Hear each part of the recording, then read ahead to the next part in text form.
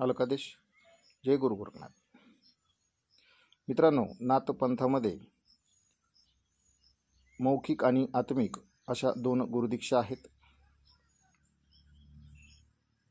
आत्मिक उन्नती, आत्मिक सिद्धी, आत्मिक शक्तिकृपा, शक्तीशी कोण जोडून देतो किंवा शक्तिकृपा प्राप्तीसाठी शिष्याला साधकाला कोण लायक बनवतो, तर तो आत्मिक गुरु, की जो आत्मिक गुरुदीक्षा देतो.